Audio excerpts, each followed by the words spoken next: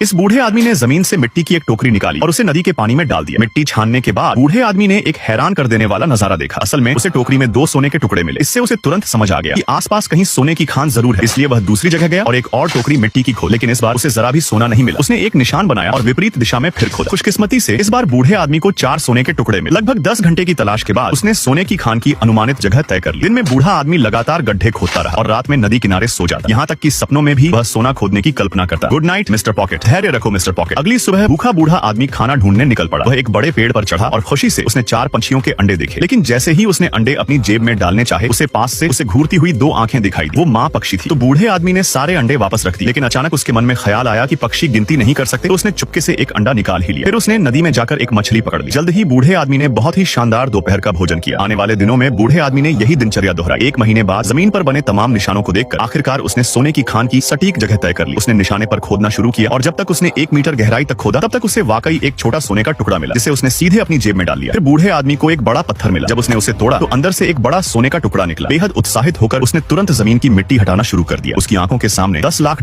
की कीमत वाली सोने की खान प्रकट हो गई। बूढ़ा आदमी उतना ही खुश था जितना कोई बच्चा मिठाई मिलने पर होता है, लेकिन अगले ही पल उसने एक काली परछाई को तेजी से गुजरते देखा। उसे तुरंत खतरे का आभास हुआ और उसके पीछे एक आदमी बंदूक लिए खड़ा